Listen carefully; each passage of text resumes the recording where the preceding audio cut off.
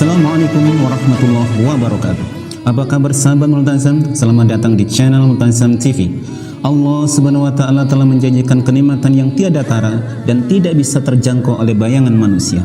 Allah Subhanahu wa taala telah menjelaskan keberadaan surga, sifat-sifatnya, macam-macamnya dan kriteria para calon penghuni surga secara tekstual di dalam Al-Qur'an. Allah menjelaskan bahwa surga itu luasnya seluas langit dan bumi. Surga itu bermacam-macam namanya, dan surga diperuntukkan bagi mereka yang beriman, beramal soleh, dan bagi mereka yang bertakwa. Selain itu, sahabat Multazam, Allah menjelaskan surga itu merupakan tempat yang bertingkat-tingkat. Rasulullah SAW berikan motivasi kepada umatnya untuk berlomba-lomba mendapatkan surga Firdaus, yaitu surga yang paling tinggi dan yang paling utama. Semua orang mengidam-idamkan surga ini. Rasulullah SAW bersabda di dalam hadis Tirmidzi, "Fil jannati mi'atu darajatin, ma baina kulli darajatain kama bainal ardi was sama, wal firdaus a'laha darajatan, wa minha tufajjaru anharul jannati al arba'ah, wa min fawqiha yakunul arsyu, fa idza sa'altumullah fasaluhul firdaus." Di surga ada 100 tingkat. Jarak antara masing-masing tingkat seperti antara bumi dan langit. Dan surga Firdaus adalah surga tertinggi. Darinya 4 sungai surga memancar. Di atasnya ada arsy Allah. Bila kalian memohon kepada Allah, memohonlah surga Firdaus. Hadis riwayat Tirmidzi.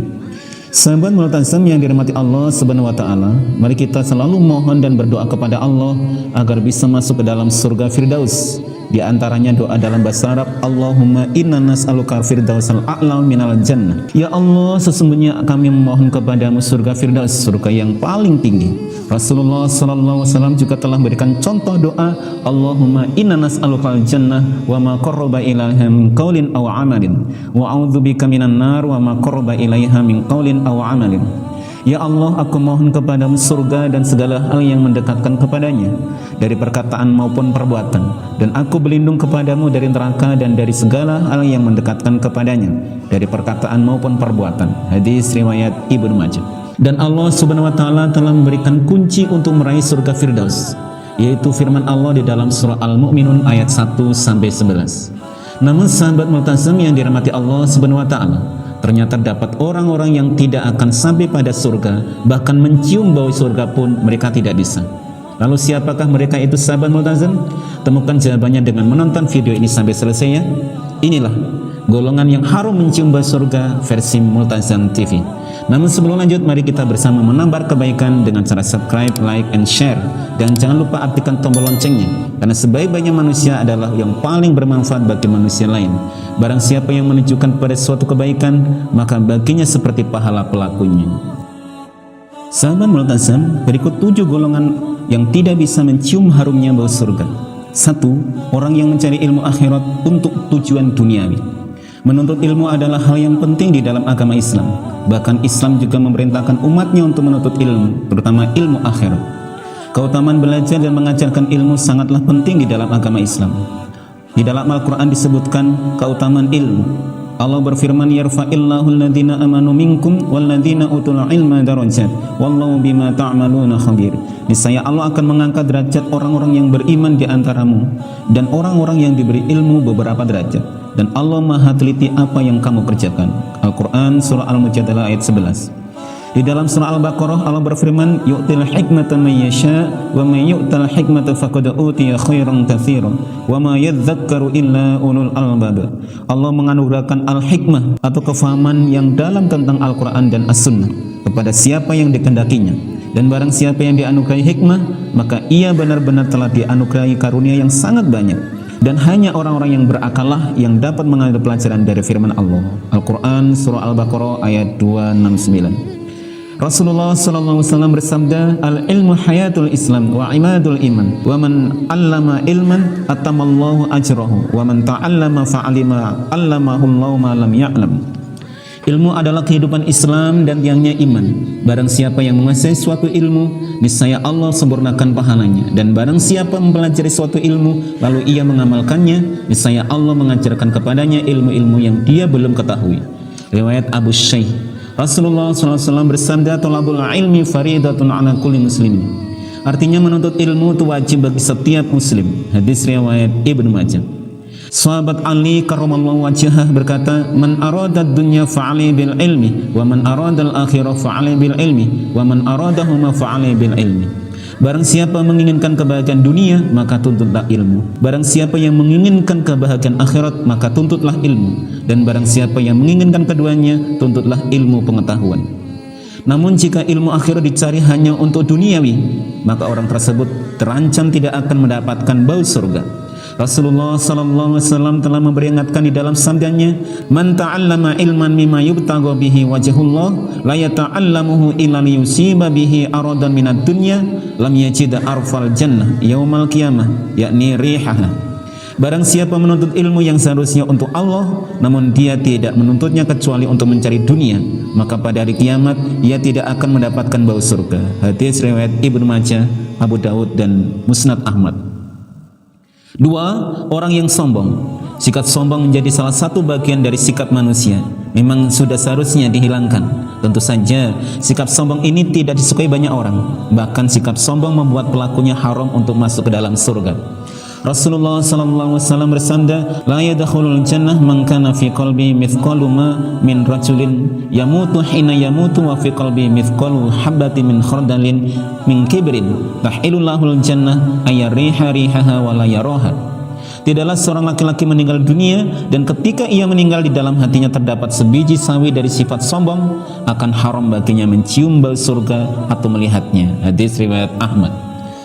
Faqala rajulun min Quraisy yuqalu lahu Abu Raihana, "Wallahi ya Rasulullah, inni la uhibbul jamal wa astahihi hatta inni la uhibbu fi amaqati sauti wa fi syiraqi na'li."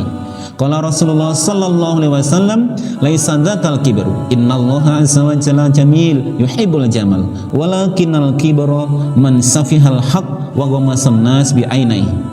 Lalu seorang laki-laki dari suku Quraisy yang bernama Abu Raihana berkata, "Demi Allah, wahai Rasulullah, saya benar-benar menyukai keelokan dan menggemarinya hingga pada gantungan cemetiku dan juga pada tali sandalku." Rasulullah sallallahu alaihi wasallam bersabda, "Itu tidaklah termasuk al-kibr atau kesombongan. Sesungguhnya Allah azza wa jalla itu indah dan menyukai keindahan.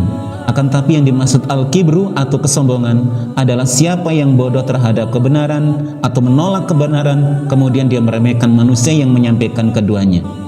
Hadis riwayat Ahmad. Kebalikan sombong adalah kerendahan hati atau sifat tawadu, itu sifat terpuji seorang mukmin. Syekh Ibnu Athaillah memberi nasihat ke dalam salah satu kalam hikmahnya. Mutawadi atau orang yang tawadu itu bukanlah seorang yang merasa dirinya lebih dari apa yang ia perbuat.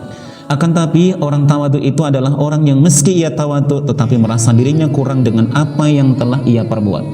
Hal di atas melambangkan keindahan suatu ilmu yang berbalut sifat tawadu, di mana kondisi ilmu tersebut akan menghasilkan sumber-sumber kemuliaan, dan ilmu demikian itu yang disebut dengan ilmu yang bermanfaat.